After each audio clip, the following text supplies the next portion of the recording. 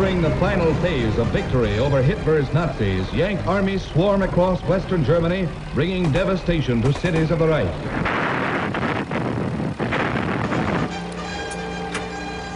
From all sides, Allied might crushes in on the remains of the Wehrmacht, bringing home the horrors of war to the German people as they have never experienced it before.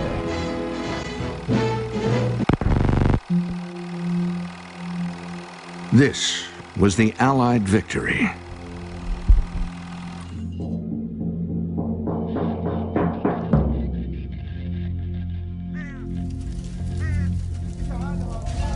But if you were German, it was your defeat.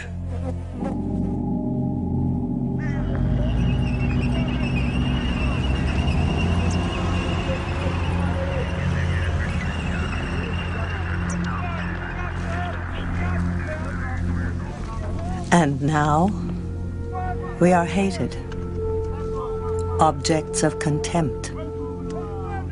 We are poor, downtrodden, and despised by all. The German people had known for some time that they would lose the war.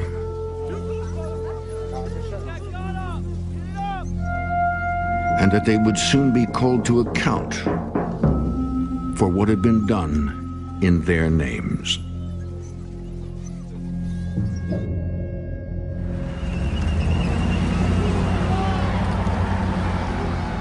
My fingers are shaking as I write this. Everyone is now turning their backs on Adolf. No one was ever a supporter. Everyone was persecuted, and no one denounced anyone else. What about me? I was there. I breathed what was in the air. It affected all of us.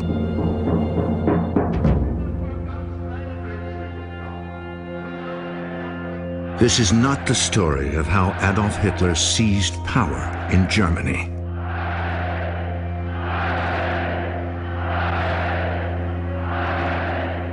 This is the story of how and why the German people gave it to him.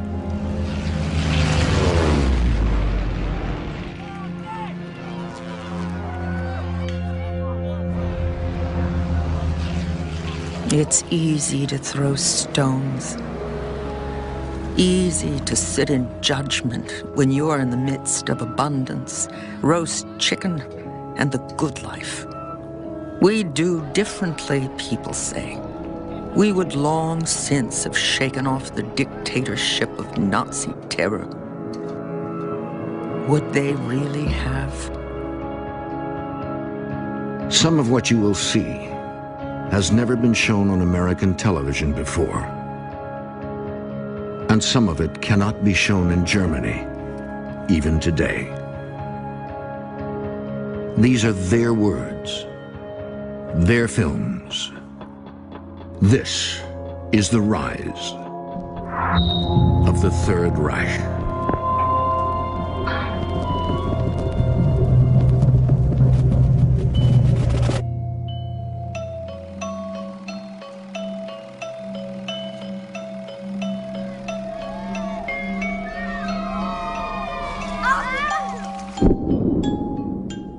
There had once been another war.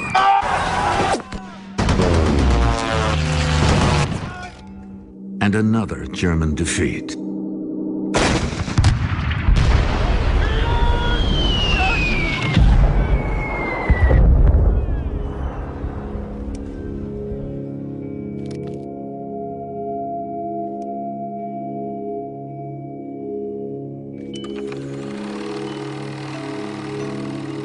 The end of the war meant husbands restored to wives and life restored to men.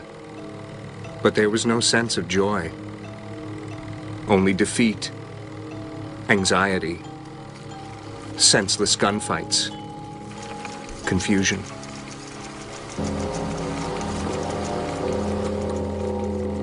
If you were German in 1919, your peace was humiliation and suffering.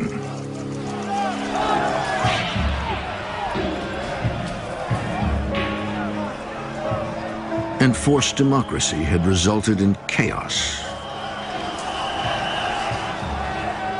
Money was worthless.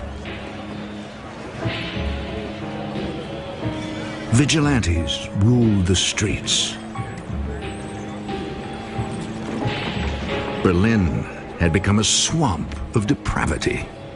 Everything and everyone was for sale.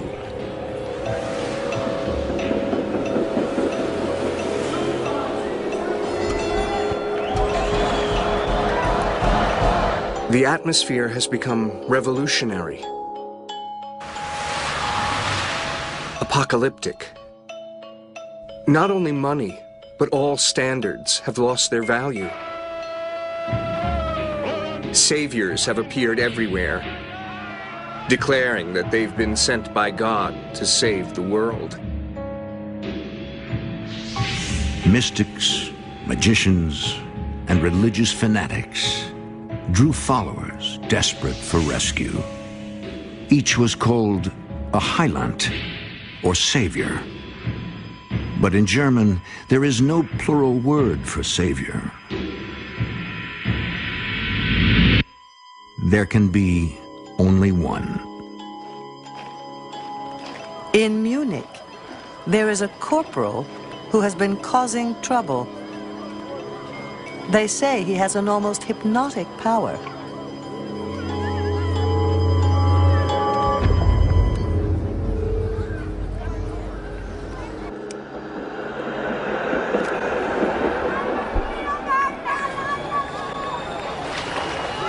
It was the 2nd of September, 1923.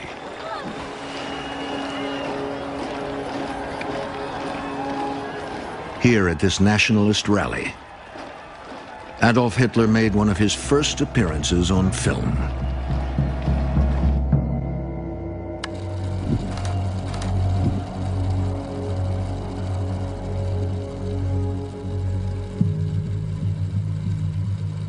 They say he puts up signs at his meetings saying, "No entry for Jews." But he has the most persuasive line about German honor and rights for the workers and a new society. And whether you like him or not, he certainly knows what he wants.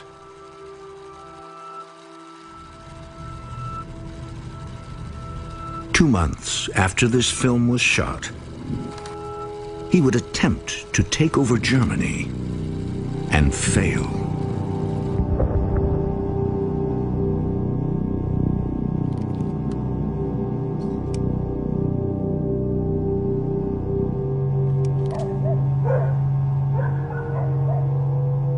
Overnight, Hitler became a national figure. To some magnetic, to others absurd.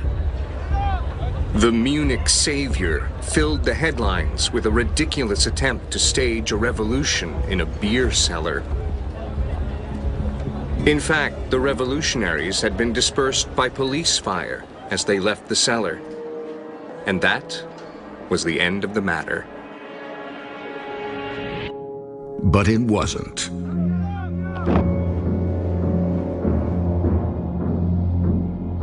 The swastika, or Hakenkreuz flag, carried that day by Hitler's National Socialist Party, was stained with the blood of the fallen.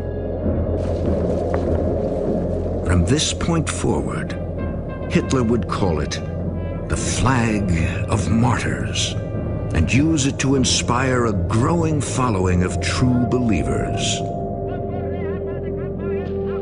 Nazis. I feel electrified. A man by the name of Adolf Hitler has tried to restore honor to the German people. I feel with an increasing certainty that a man has arisen to lead the fatherland towards a brighter future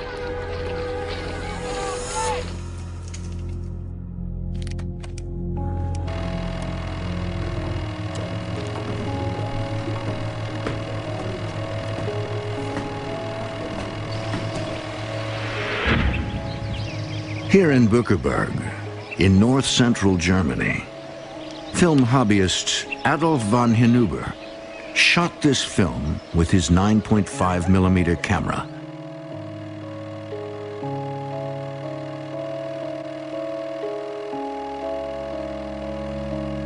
"200 miles away, in Berlin, communists were filming these violent clashes with police.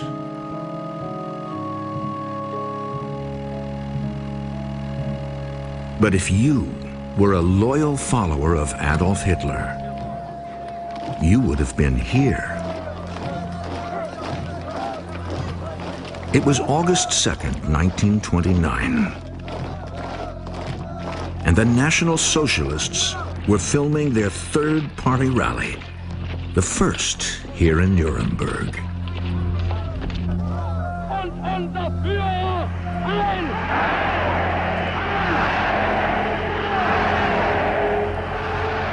100,000 Nazis attended.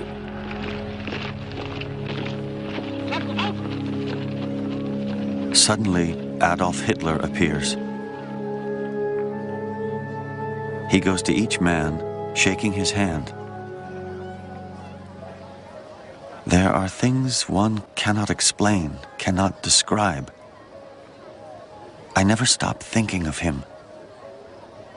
Sometimes he meets us in our dreams.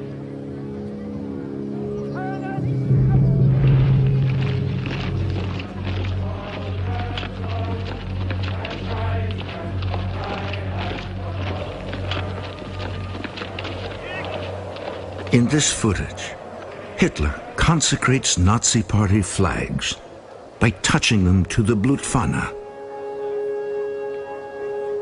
the blood-stained swastika of his failed revolution.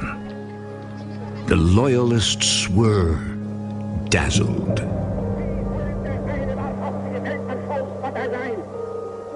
People call him a fool and a dreamer and much more. But what you say is true, Adolf Hitler. It is critical to our nation's history that we introduce over 65 million people to the ideas of National Socialism. 65 million National Socialists. Wonderful, fantastic, this goal.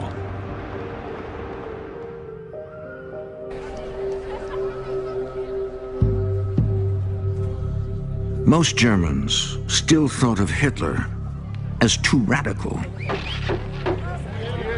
if they thought of him at all. But in less than 3 months, Wall Street would crash and take the German economy down with it. And within a year, the Nazis would be one of the largest political parties in Germany.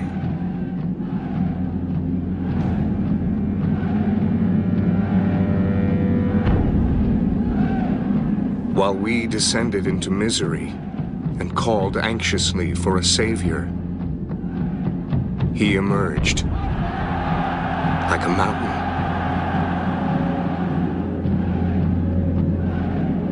Columns march, drums beat,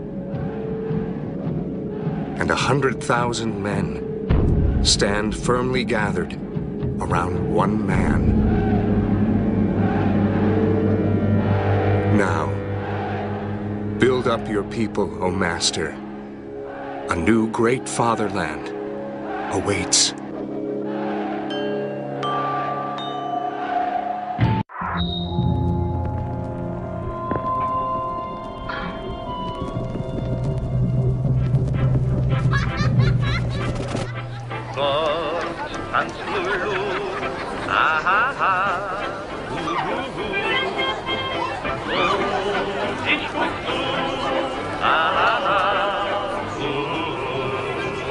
It was 1932.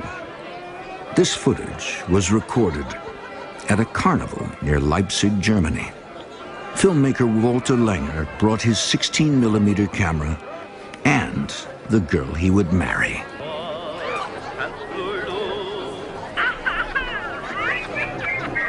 The atmosphere was joyful. But beyond these carnival gates, there were calls for revolution. If you were German and you wanted change, you had two choices. Either you joined the growing numbers of communists, or, like Walter Langer, you joined the Nazi Party.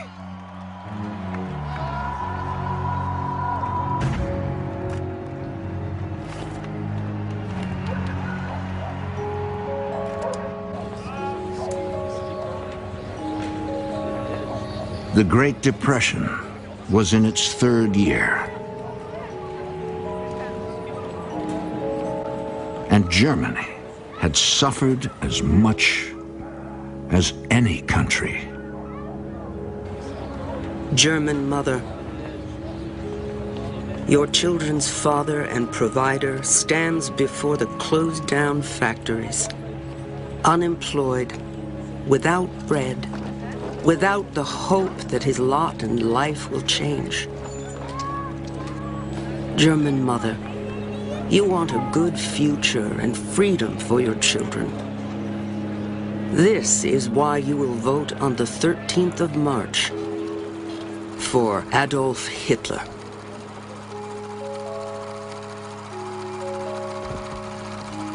On film, Walter Langer documented Hitler's first and only bid for elected office, the German presidency. Mädchen sind wunderschön für Lulu, lass sich alle stehen, wenn sie kommt, sagt jeder voll Leidenschaft, fabelhaft. Mädchen sehen reizend aus und Lulu sticht sie alle aus, wenn sie tanzt, sagt jeder geheimnisvoll, einfach voll.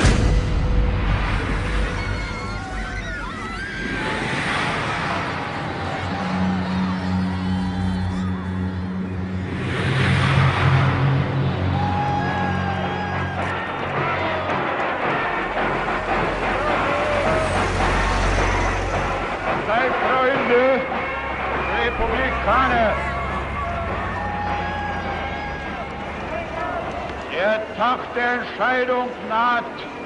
Hitler. Dass diese Bewegung nicht zur Geltung in Deutschland derart kommt, dass sie die politische Macht hat. If you opposed the Nazis, you were sure that this was the end of Hitler. Hitler himself is still rather a handicap for the movement that has gathered around him. Besides, for ordinary Germans, his personal appearance is thoroughly repellent.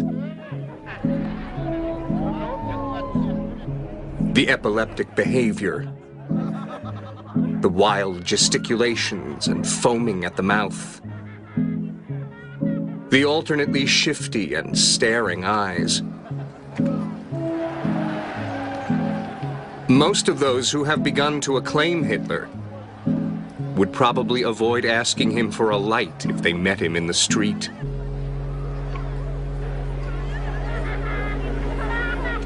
But in less than a year, Hitler would be chancellor.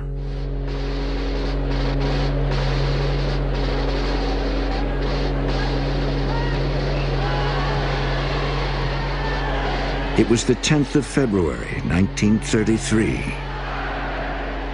Sie hören schon an dem sich vermehrenden Geräusch, wie die fieberhafte Spannung zu wachsen beginnt. Although they had never captured more than 37% of the popular vote, the Nazis were the largest political party in Germany. And so, German leaders installed Hitler as Chancellor.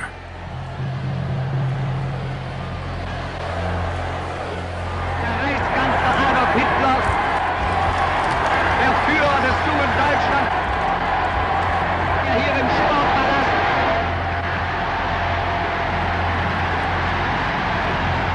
As many as 20 million people across Germany were tuned in to this radio broadcast. Hitler's largest audience ever.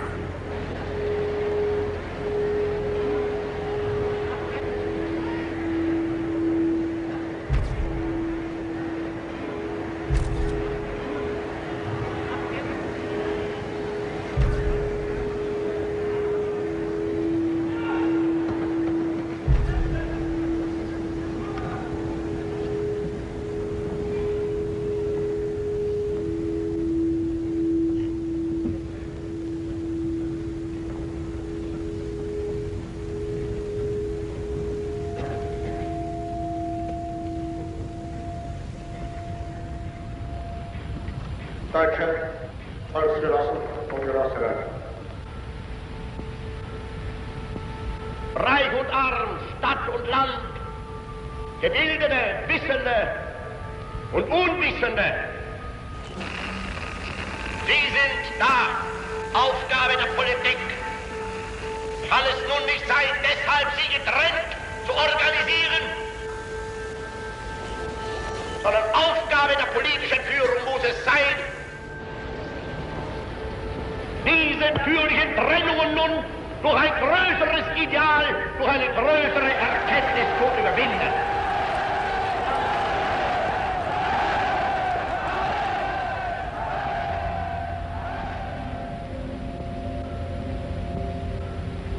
In uns selbst allein liegt die Zukunft des deutschen Volkes. Wenn wir selbst unser Volk, unser Vaterland und unser Führer heil!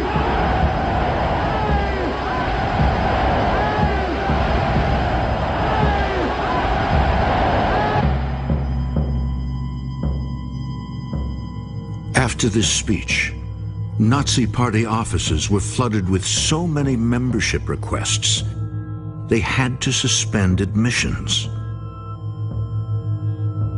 Even so, Hitler did not yet control Germany. In 2 weeks, that would change.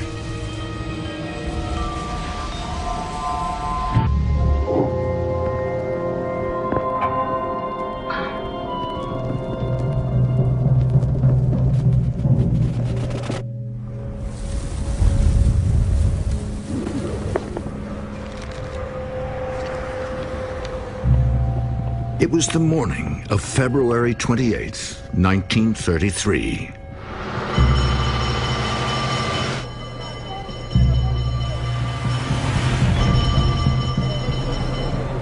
If you lived in Berlin, you awoke to this.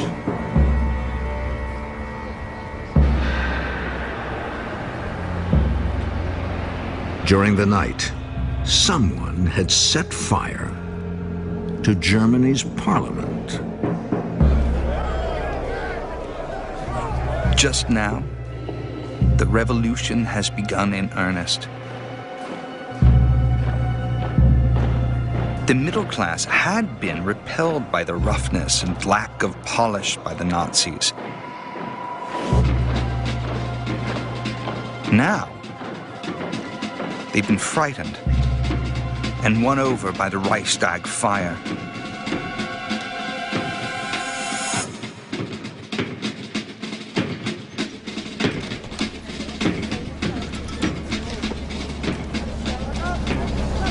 To this day, no one is certain who set the fire that destroyed the Reichstag. But Hitler knew who he would blame. his rivals, the communists.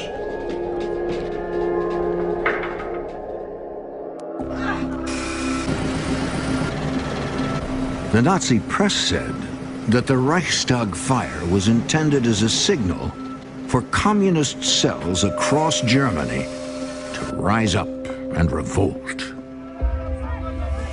They wanted to send armed mobs into villages to commit murder and plunder. Hostages would be taken from the middle class. Wives and children of police officers used as human shields. The destruction of all cultural values, just like in Russia.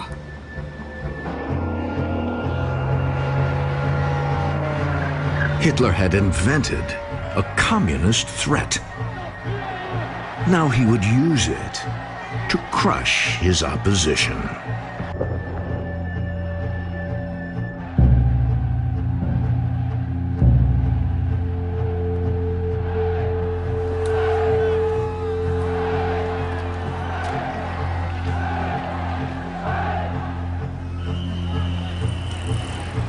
The morning after the fire, I discussed these matters with a few friends.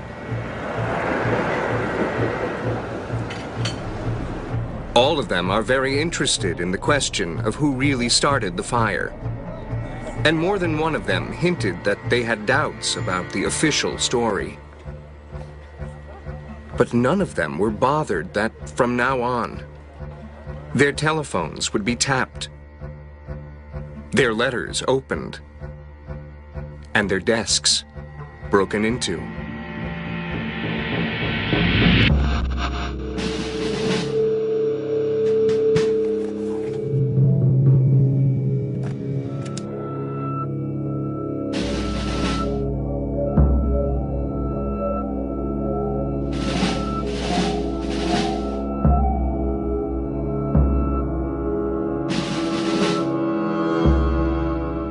Radical and violent changes were happening across Germany.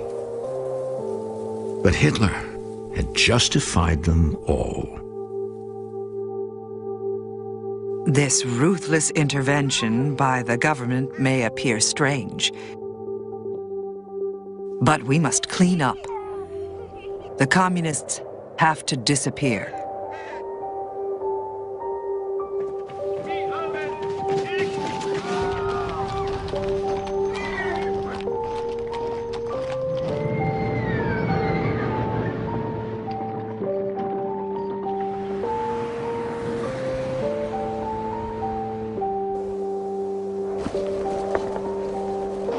Day after day, flags raised,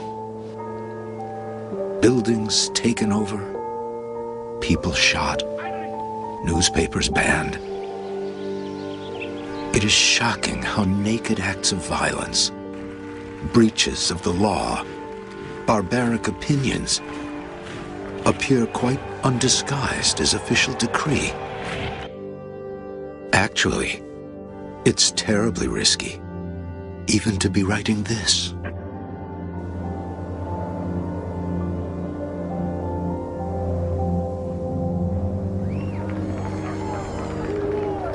It was the 23rd of March. The communists were in jail. There was no one left to stop the new Nazi majority in Germany's parliament.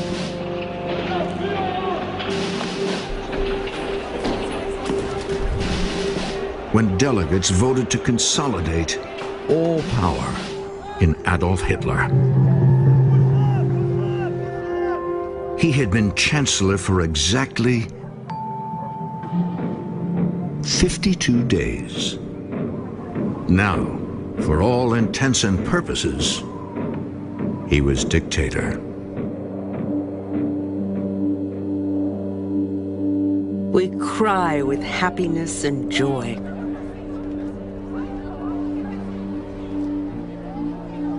All traces of resistance have been eliminated. Enthusiasm grips the entire nation. can barely believe that our beloved Führer stands alone at the helm of the Reich.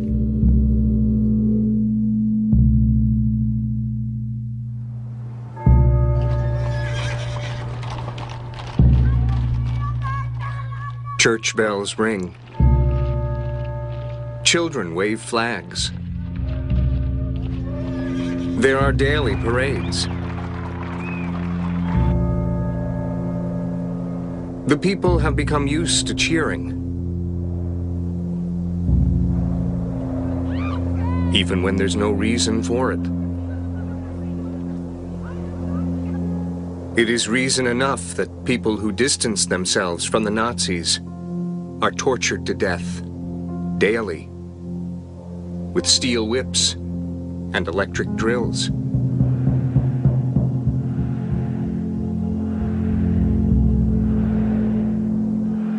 Better to celebrate. Howl with the wolves. Heil, Heil, Heil.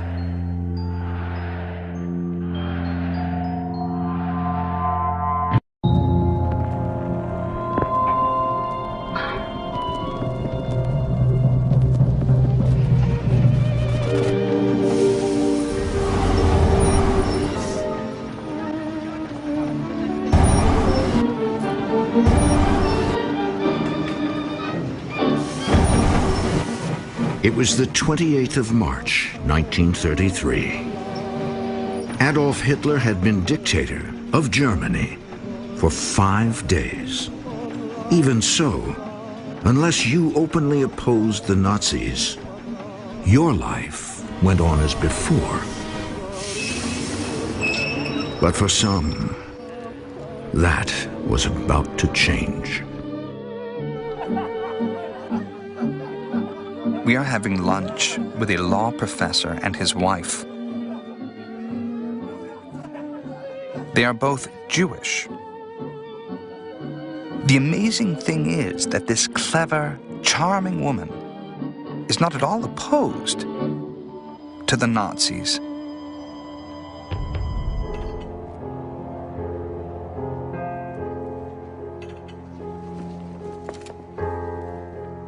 On the contrary, she lectures us on the outstanding qualities of Adolf Hitler,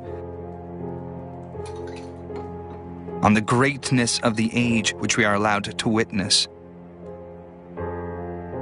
on the national rebirth. And she is firmly convinced that no harm whatsoever will come to educated Jews in Germany. 4 days after this lunch, Nazi Party member Walter Langer used his camera to document another historic moment in the new Third Reich.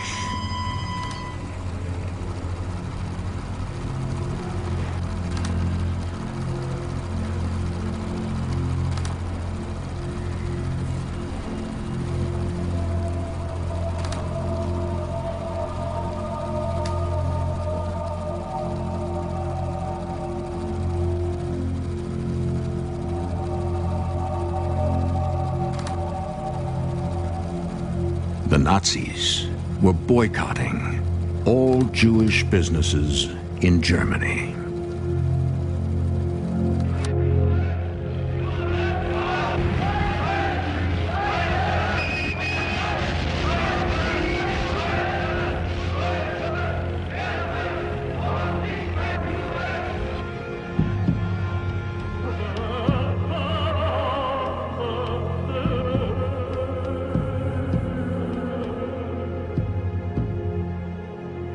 Fewer than 1 in 100 Germans were Jewish. Most saw themselves as Germans first. Even so, Hitler said the Jews were Germany's misfortune. Suddenly, everyone feels justified or required to have an opinion about the Jews. and to state it publicly. Distinctions are made between decent Jews and others. I sympathize with the Jews. However, I would support their conversion to Christianity, with all honesty. Why do they still lie when they already have the power to do what they like? I want to know that. Why don't they just kill us? If that's what they want.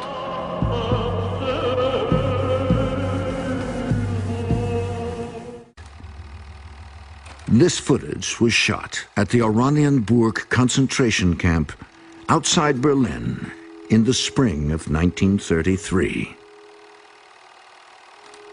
It shows an orderly camp where prisoners are treated humanely.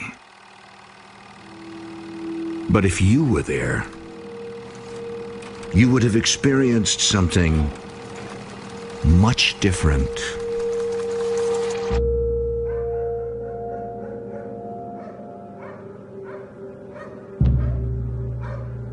No one ever knows when it will be his turn to be beaten, or for what he must be beaten.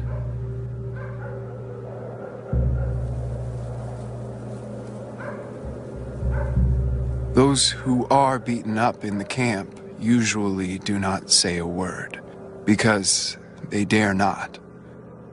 But at night, you could hear the groans and sobbing.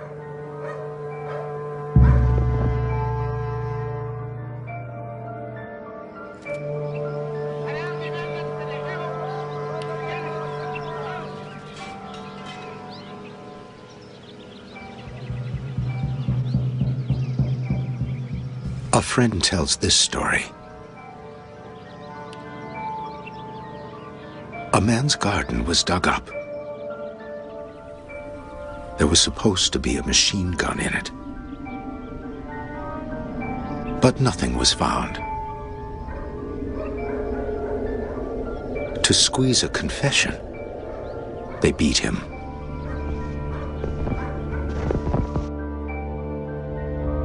His corpse was brought back to the hospital.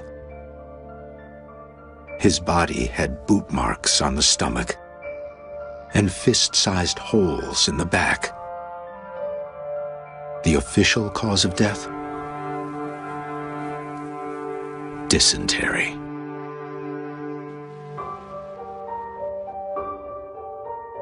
The message was clear. Opposition of any kind would not be tolerated. The Third Reich had begun its rise.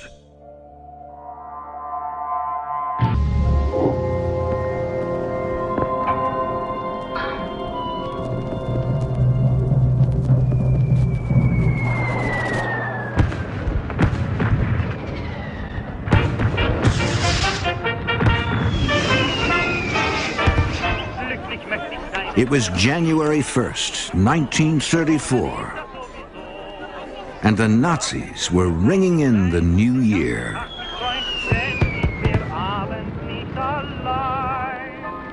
A year of success is behind us. People, state, and nation have become one. And the strong will of the Führer is over us all. Germany stands before the world as an unshakable unity. But not everyone was welcome in the new regime. Only those citizens the Nazis believed were racially superior. And this year, they would begin to engineer more of them.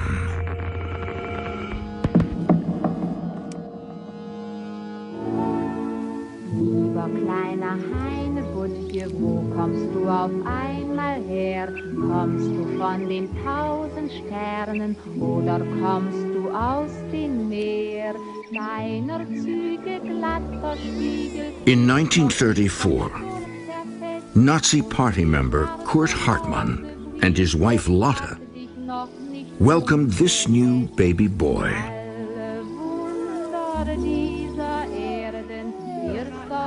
Ulrich Hartmann was lucky that his parents did not suffer from undesirable genetic traits. Because this year, the Nazis would begin surgically preventing those Germans from breeding.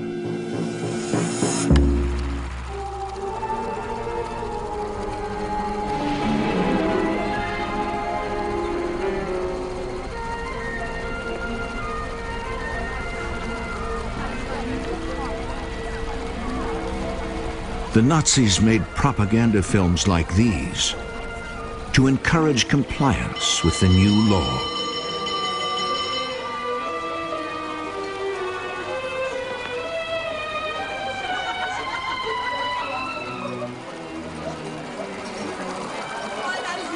But you could be forcibly sterilized for anything they considered a genetic flaw.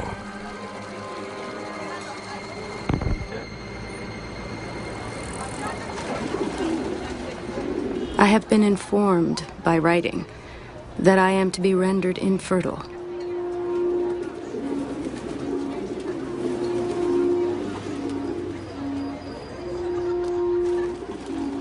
I reject this decision. I cannot understand why they want to sterilize me, since I've done nothing wrong. Anyone could have suffered from a nervous breakdown. Emma was sterilized anyway.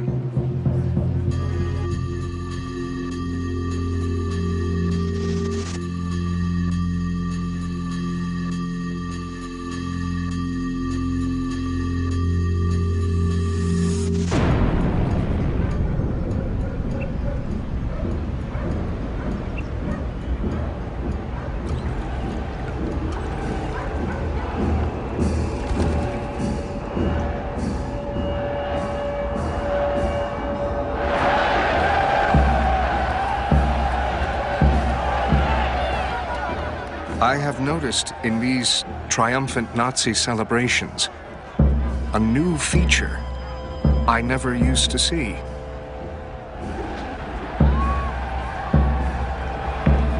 Behind the band and its following of brown-shirted storm troops,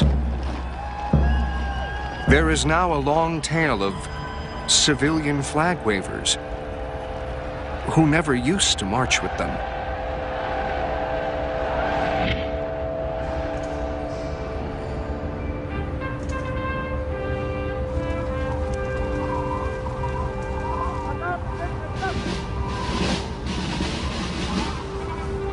It was the 25th of February. These Nazi loyalists were assembled in Munich for what was billed as the biggest oath-taking in human history. If you knew what was good for you, you joined them. Der Programmverkündung gemeinsam den Schwur der Treue. Ich schwöre Adolf Hitler. Unverbrüchliche Treue. Unverbrüchliche Treue. Unbedingten Gehorsam.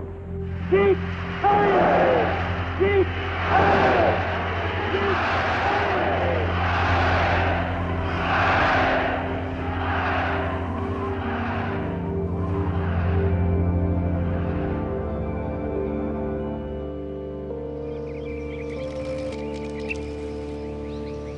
In 1934, Kurt and Lotte Hartmann's oldest son, Peter, began school. Like other German boys, on his first day, he learned the mandatory German greeting, Heil Hitler.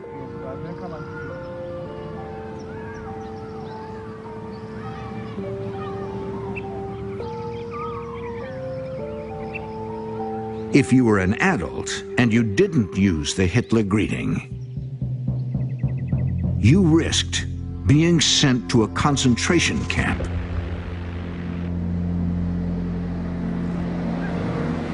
So now, in public at least, it seemed as if everyone was a Nazi.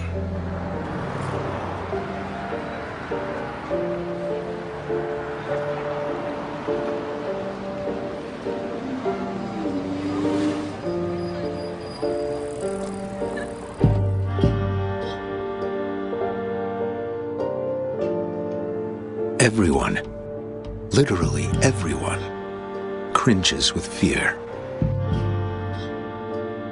No letter, no telephone conversation, no word on the street is safe anymore. Everyone fears the next person may be an informer.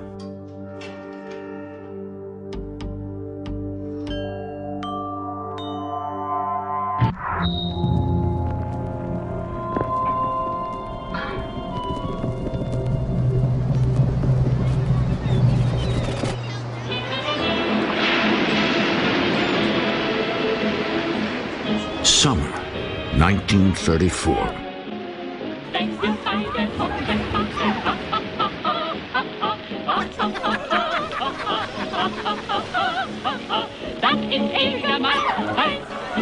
Nazi Party member Adolf von Hinüber filmed this footage here on the island of Borkum in the North Sea.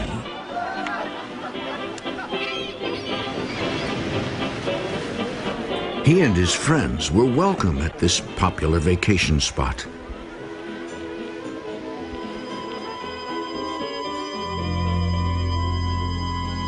Jews were not.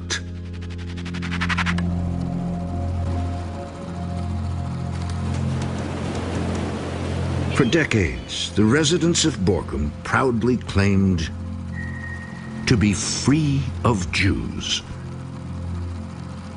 And this year, the Nazis would set that goal for all of Germany.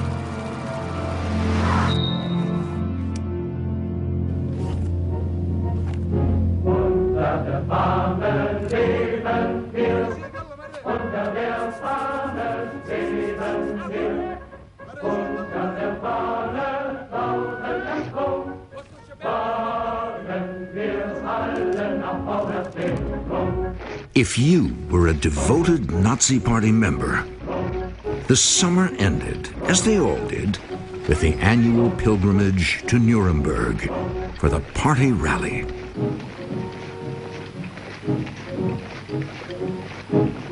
For the faithful, this was the most highly anticipated event on the Nazi calendar.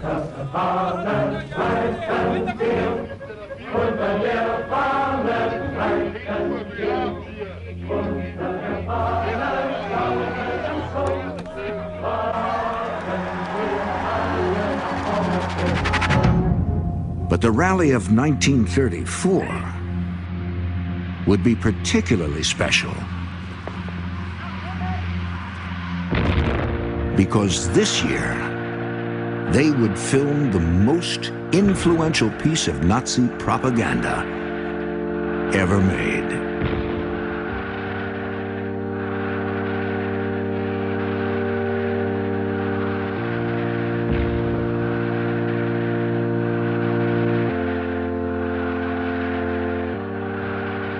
What I witnessed in Nuremberg is one of the most remarkable events I have ever experienced.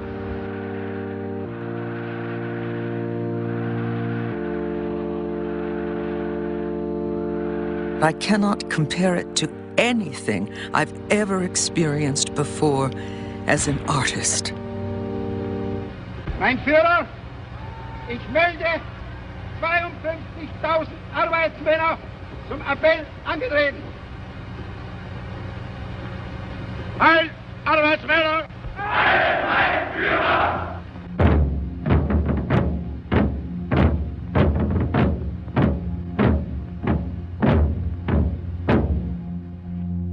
To capture the glory of the Third Reich, filmmaker Leni Riefenstahl helped to stage it, directing and rehearsing this scene at least 50 times. Kamerad, woher stammst du? Aus Friesenland! Und du, Kamerad? Vom Kaiserstuhl! Und du? Von der Donau, vom Rhein und von der Saar! Ein Volk, ein Führer, ein Reich, Deutschland! The film Triumph of the Will premiered to worldwide acclaim, winning awards in Germany, Venice, and finally, Paris. Within a year of that award, Adolf Hitler was named Time magazine's Man of the Year.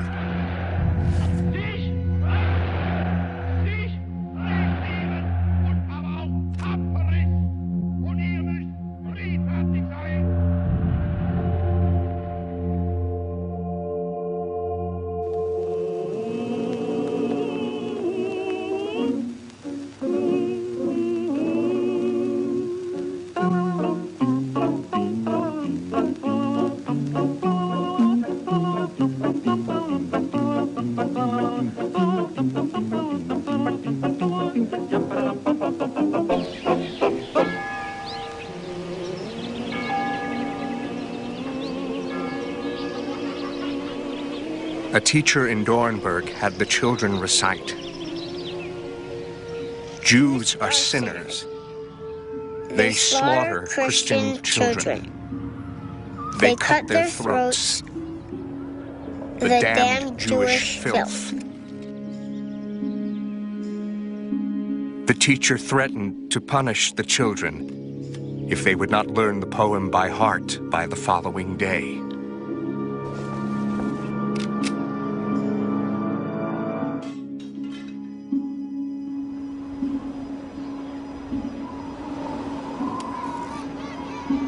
It was September 15th, 1935, and once again, the Nazi faithful were gathering in Nuremberg.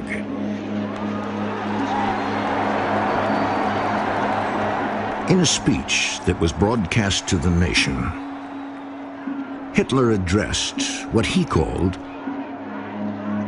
the Jewish problem. Ist der Versuch der gesetzlichen Regelung eines Problems, das im Falle des abermaligen Scheiterns dann durch Gesetz zur endgültigen Lösung der nationalsozialistischen Partei übertragen werden müsste. Hinter allen drei Gesetzen steht die Partei und mit ihr und hinter ihr die deutsche Nation.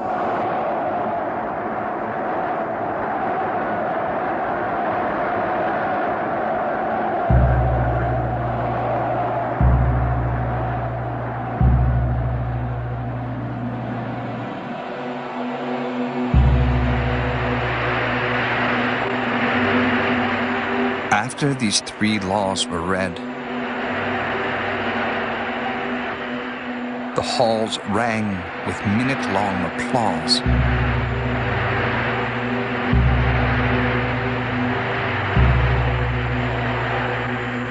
It was the call of a wild animal, a beast that smells blood.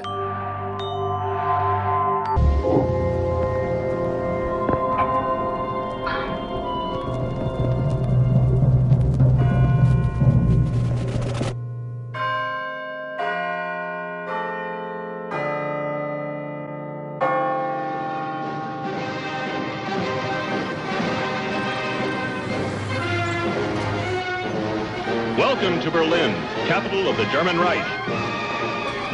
It was the summer of 1936, and the world was coming to Berlin. For Berlin, 1936 is the Olympic year, and therefore Berlin is presenting herself in festival dress. The main theme are the flags of the new party's designs, the black swastikas in a white circle on a red background. Germany's capital was hosting the 11th Olympic Games. And the Third Reich produced tourism films like this to encourage foreigners to visit. Hitler wanted the world to see the Nazi Renaissance for itself. And so, for 2 weeks in August, the Nazis put on a show.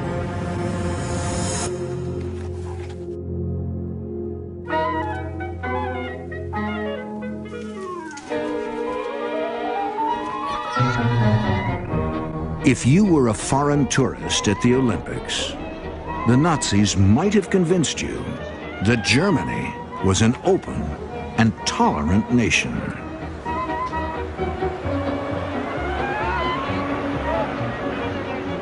For the first time in 3 years, foreign newspapers were available for purchase.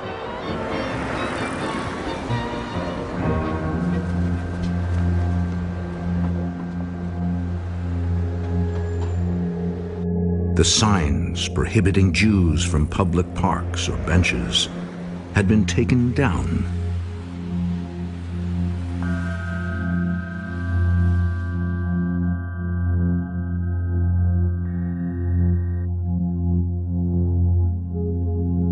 If you were German, you knew this was not Nazi Germany.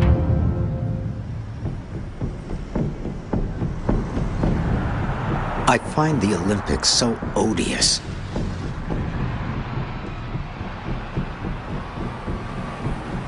It's constantly being drummed into the foreigners that here, one is witnessing the revival, the flowering, the unity of spirit of the Third Reich, which lovingly embraces the whole world.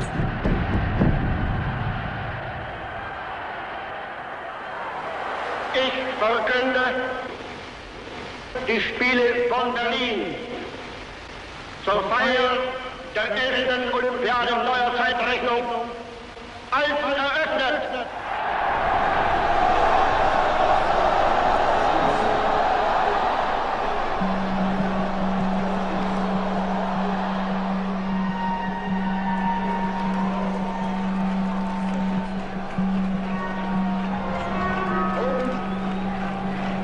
Outside the stadium gates, Berlin's hotel and restaurant workers had been instructed to treat foreigners with extreme tolerance.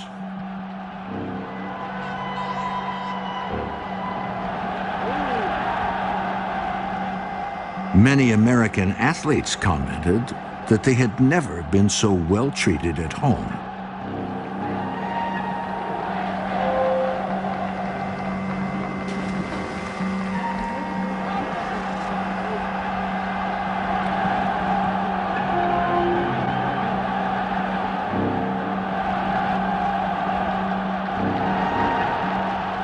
Foreigners who know Germany only from what they have seen here can carry home just one impression.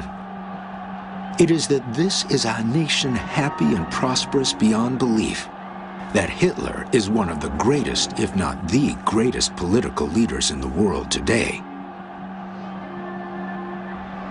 and that Germans are a peaceful people who deserve the best the world can give them.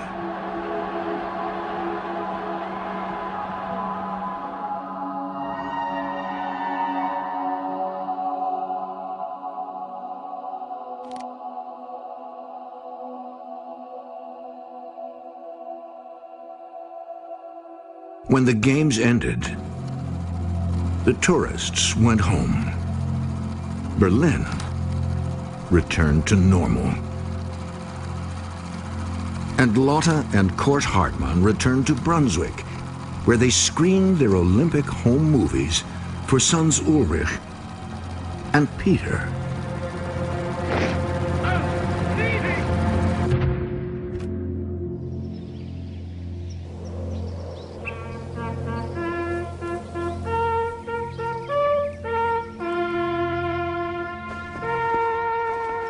Peter Hartmann was proud to be a German boy. And so he joined the Hitler Youth. By 1936, all children over 10 were required to join, whether they were willing or not.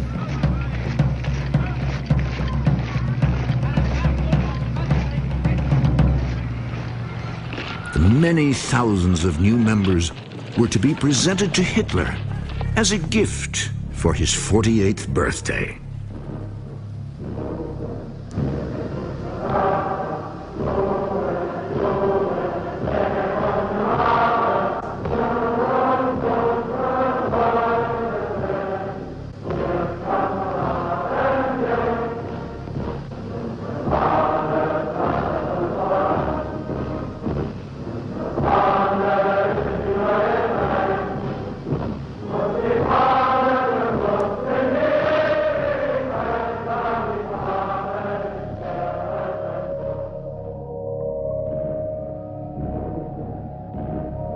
If you were a 10-year-old boy in Germany, you too might have wanted to join after watching films like this.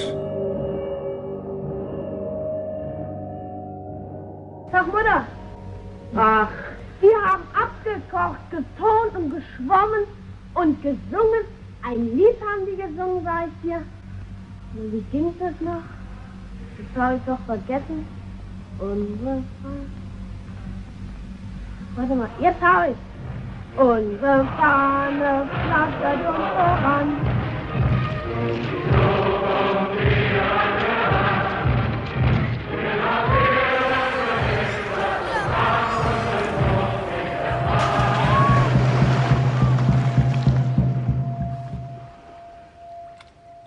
For our field exercises, our squad has to find the other squad through military reconnaissance.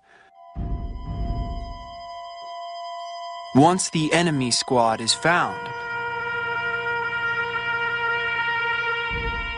there are fistfights.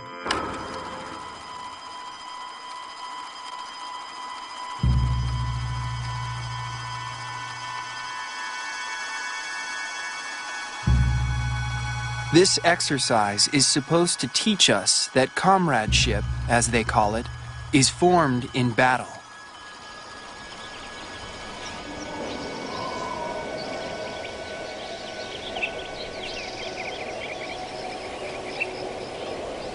We are dreadfully worried. The boys won't listen to us anymore. When my wife insisted that our oldest obey, he drew his dagger and assaulted her. He shouted, "I belong to the Führer first. The family comes second." Within 2 years, nearly 8 million children had taken the Hitler Youth Oath of Allegiance. I swear to devote myself to Adolf Hitler. I am willing and ready to give up my life. So help me God. In the end, many of them would.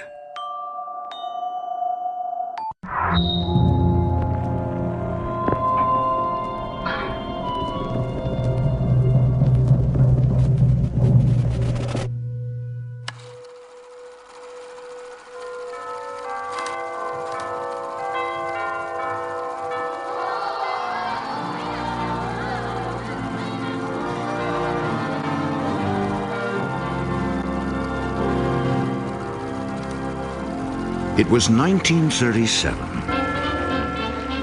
An amateur filmmaker, Walter Langer, celebrated his wedding by making this short film. And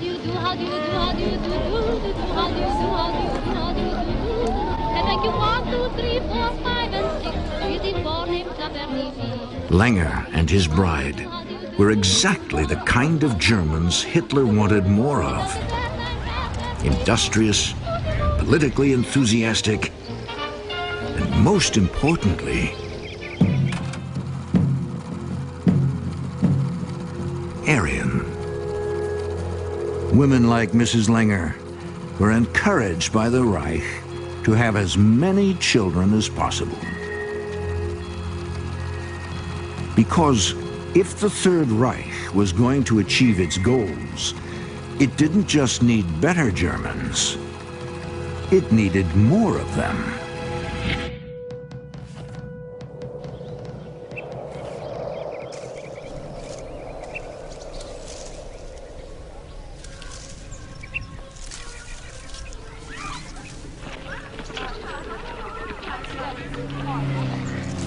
In the eyes of our beloved leader, the mother is the most important person in the nation. We are Germany's hope in the future. And it is our duty to breed and rear the new generation of sons and daughters. This female division of the Hitler Youth was filmed hiking outside Munich in 1937. Participation was mandatory for these girls, who were required to document that they were Aryan and free of hereditary disease.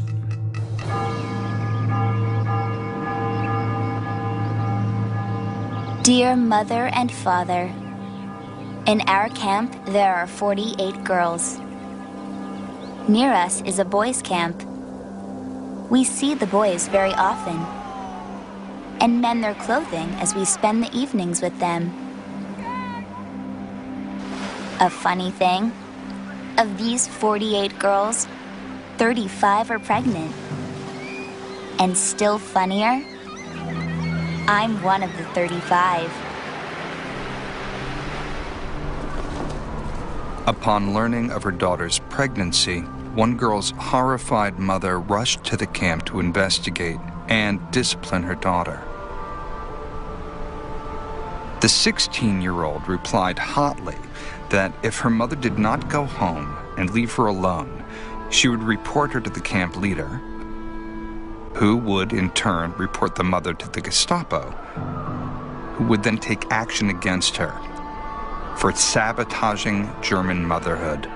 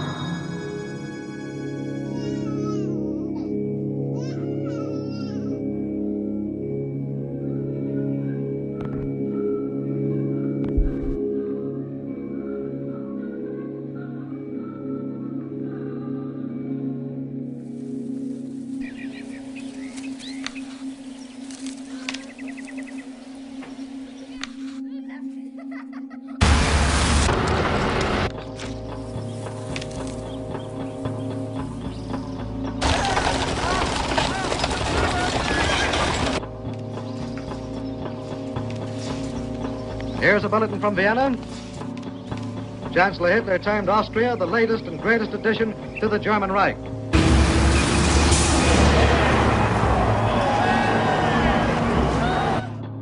A hysterical roar of cheers today in Vienna. The crowd was described as one of the greatest gatherings ever assembled in the Austrian capital.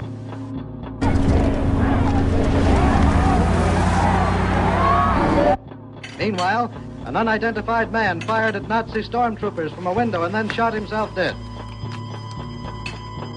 Later, at a downtown cafe, a man got up from a table, shouted Heil Hitler, and then stabbed himself.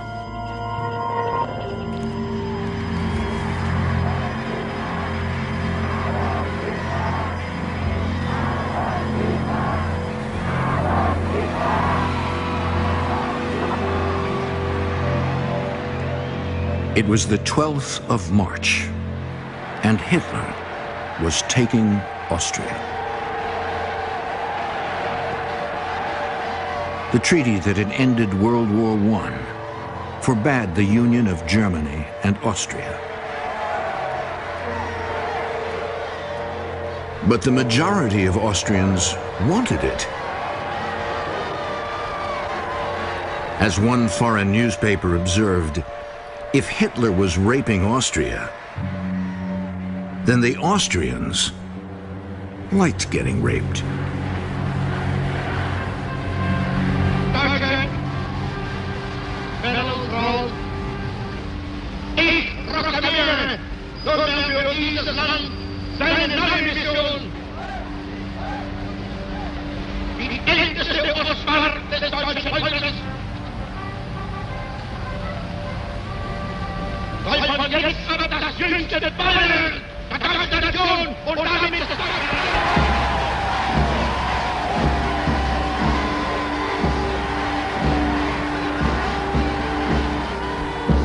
Overnight, the German Empire had grown by 5 million citizens.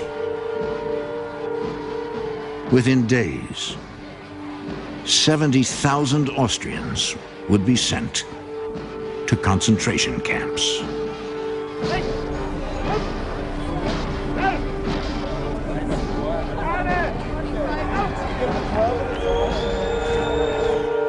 Nazi songs and Nazi salutes everywhere. The city is a sea of swastika flags.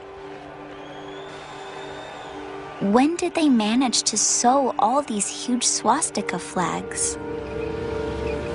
When did all our nice neighbors obtain their swastika insignia? What happened?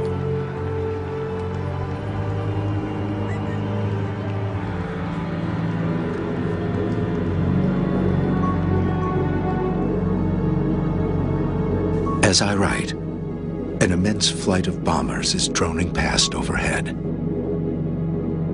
as though these planes were flying against a world power.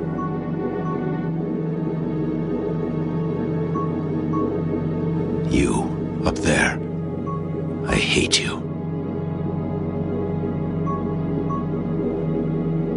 I do not know if I will survive your downfall, but this I do know.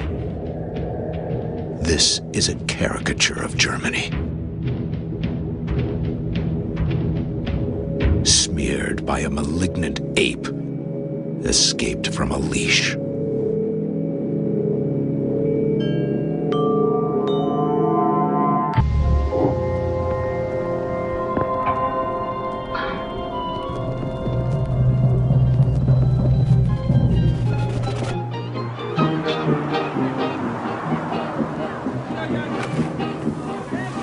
It was the summer of 1938,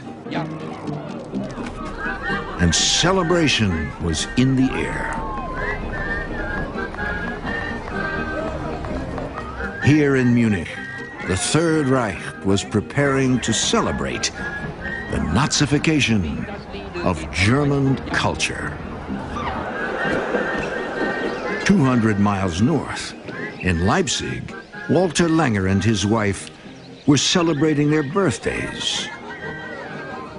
He turned 40, and she 30. And in the nation's capital of Berlin, Jewish journalist Bella Fromm was also celebrating. When I found myself outside the American consulate, the American visa in my hand, I had to sit down on the stone steps and cry in my grateful happiness. I'm going as soon as I can. I must manage to get out of Germany before it is too late.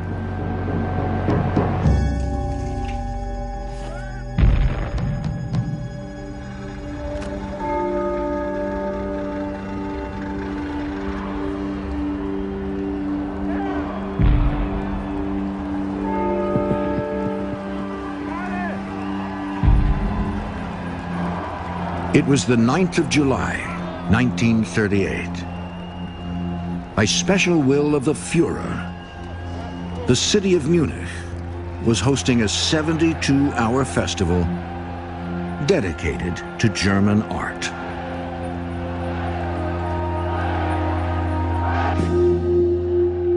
If you were one of the many thousands of visitors, you would have seen the ideal Germany rendered in paintings, sculptures, and etchings, all hand-selected by Hitler himself.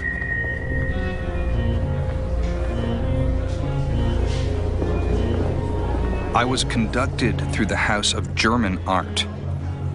I could hardly believe my eyes. The trend is eroticism, to give German men the incentive to have many German children. And the glory of the German farmer who feeds the nation's warriors.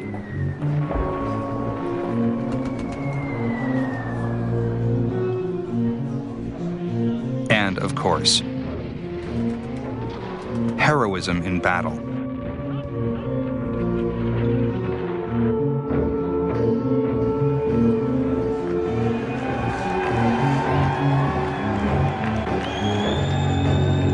Concluding the 3-day art orgy is a 6-mile-long procession celebrating 2,000 years of German culture, with floats drawn by army horses and thousands of men and women in costume. It goes on for 3 solid hours.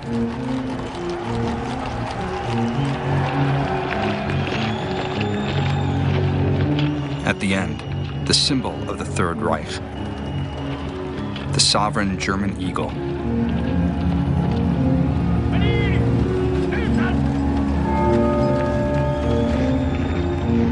But the climax, which brings the German spectators to their feet,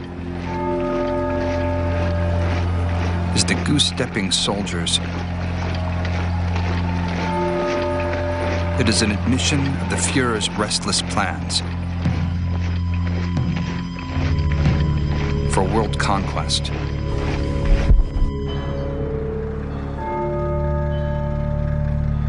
In less than 12 weeks, Hitler will move to invade neighboring Czechoslovakia.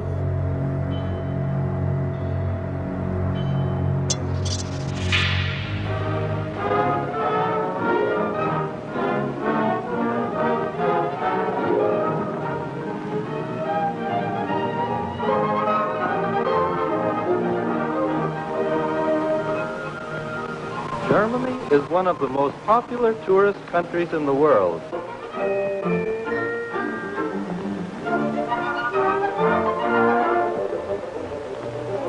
The new national travel offices relieve the tourist of the usual travel worries. But if you were a German Jew like Bella Fromm, moving around Germany was difficult.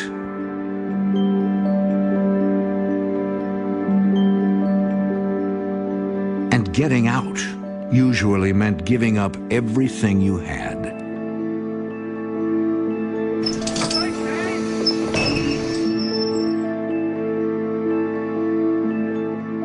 I did not spare money on my travel, because I'd have to leave it in Germany anyway.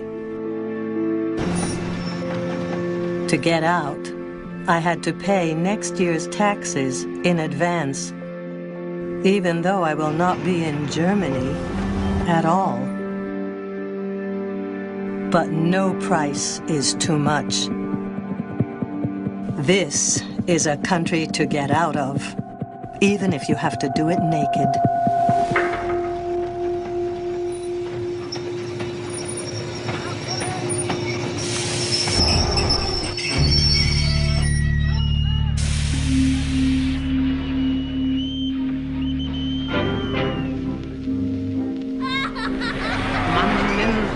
Wein, die berühmte, bekannte Esther.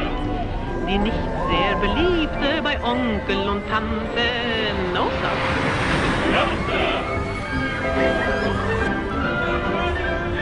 It was the 26th of September, and the annual Oktoberfest in Munich was in full swing. Yes, sir. La, la, la, la.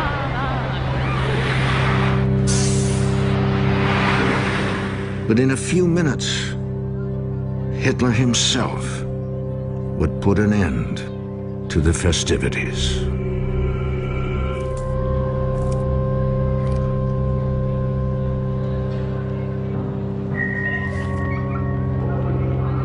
Suddenly, the roller coasters stop.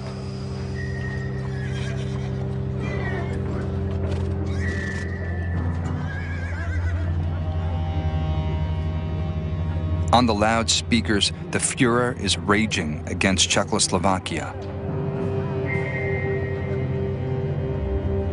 Never have I seen such a large crowd change from elation to gloom so instantaneously. Ich habe Herrn Bennett ein Angebot gemacht. Hat jetzt in seiner Hand Frieden oder Krieg. Hitler had demanded that Czechoslovakia cede a large portion of its German-speaking territory to the Third Reich.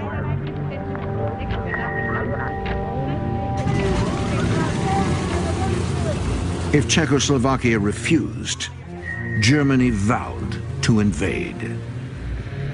Hinter mir, das war die weltwichtigste Mann.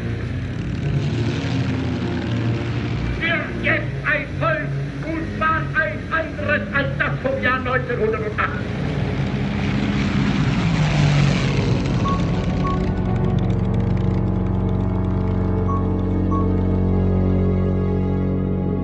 "24 hours later, the evening of September 27th.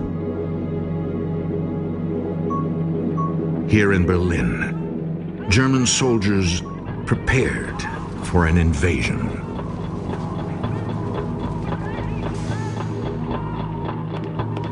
In only a few hours, they would roll to the Czechoslovakian border.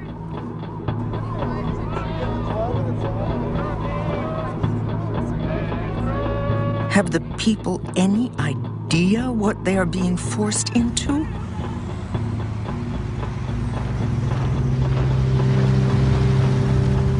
No, I don't want any part of it. We want peace. And tomorrow there will be war.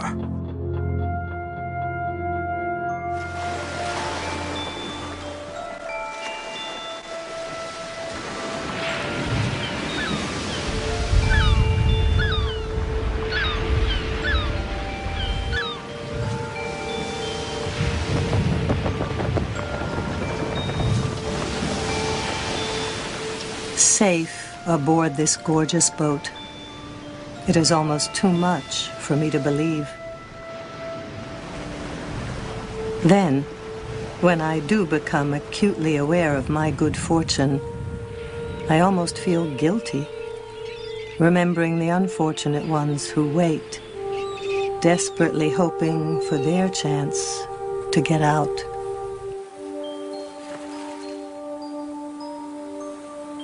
On the day Bella Fromm sailed for America, this baby girl was born in the town of Halberstadt, outside Berlin.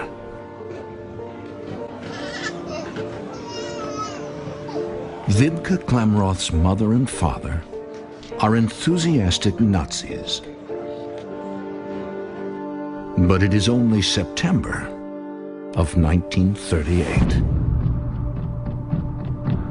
The Third Reich will last for another 7 years.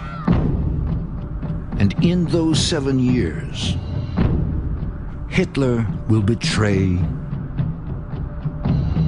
impoverish, and ultimately destroy the Klamroth family.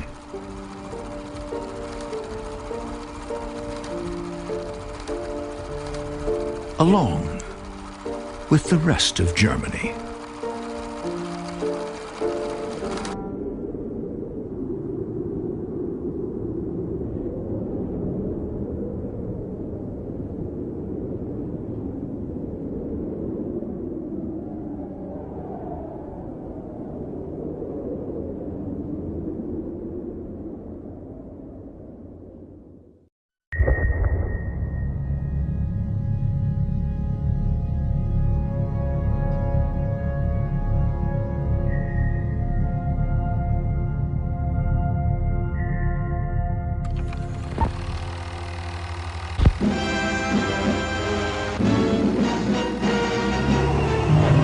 Entering the final phase of victory over Hitler's Nazis, Yank armies swarm across Western Germany, bringing devastation to cities of the Reich.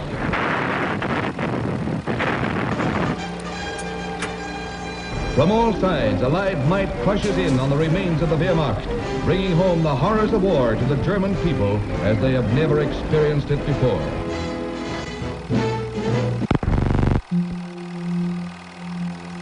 This was the Allied victory.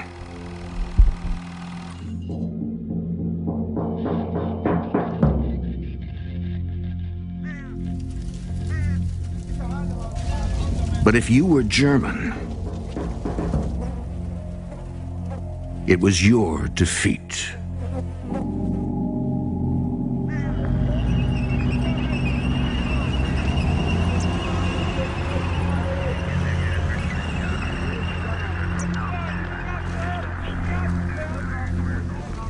And now, we are hated, objects of contempt. We are poor, downtrodden, and despised by all. The German people had known for some time that they would lose the war.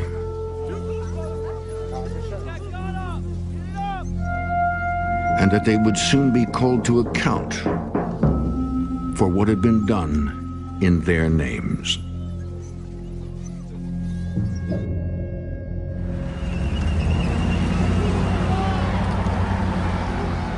My fingers are shaking as I write this. Everyone is now turning their backs on Adolf. No one was ever a supporter. Everyone was persecuted, and no one denounced anyone else. What about me? I was there. I breathed what was in the air. It affected all of us.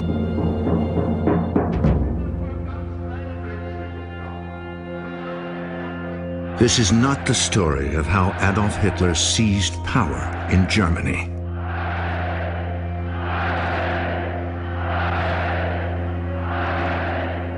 This is the story of how and why the German people gave it to him.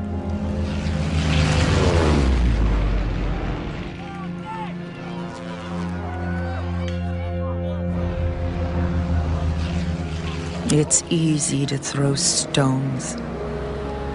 Easy to sit in judgment when you are in the midst of abundance, roast chicken, and the good life. We do differently, people say. We would long since have shaken off the dictatorship of Nazi terror. Would they really have? Some of what you will see has never been shown on American television before. And some of it cannot be shown. Worthless. Vigilantes ruled the streets.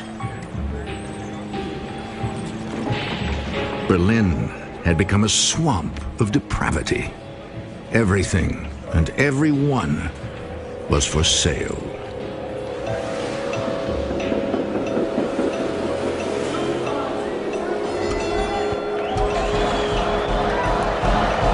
The atmosphere has become revolutionary. apocalyptic. Not only money, but all standards have lost their value. Saviors have appeared everywhere, declaring that they've been sent by God to save the world. Mystics, magicians, and religious fanatics drew followers desperate for rescue. Each was called a Heiland, or savior. But in German, there is no plural word for savior. There can be only one. In Munich, there is a corporal who has been causing trouble. They say he has an almost hypnotic power.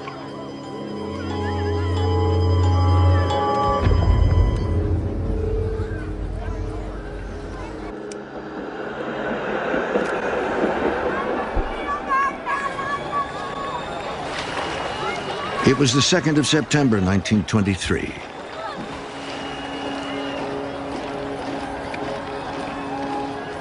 Here at this national in Germany, even today. These are their words, their films. This is the rise of the Third Reich.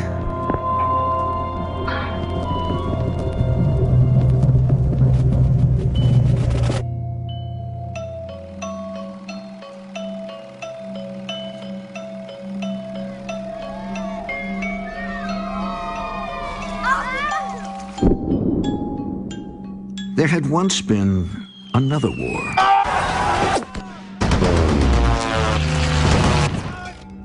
And another German defeat.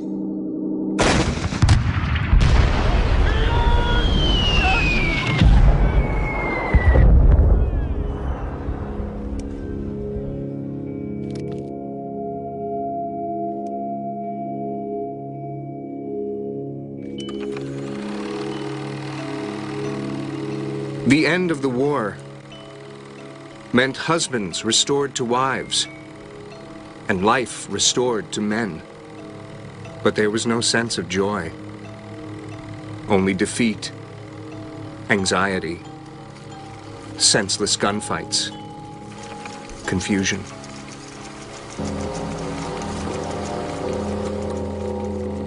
If you were German in 1919, your peace was humiliation and suffering.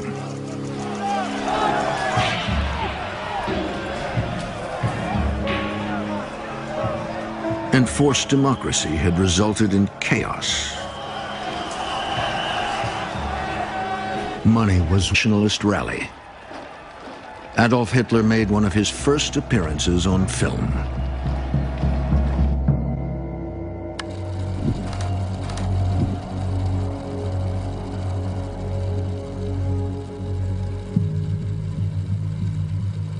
They say he puts up signs at his meetings saying, "No entry for Jews." But he has the most persuasive line about German honor and rights for the workers and a new society. And whether you like him or not, he certainly knows what he wants.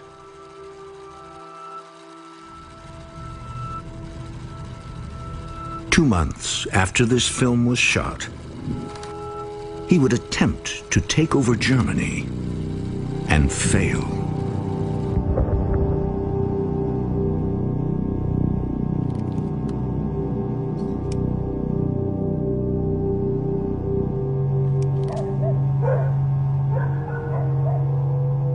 Overnight, Hitler became a national figure. To some magnetic, to others absurd. The Munich savior filled the headlines with a ridiculous attempt to stage a revolution in a beer cellar. In fact, the revolutionaries had been dispersed by police fire as they left the cellar. And that was the end of the matter. But it wasn't.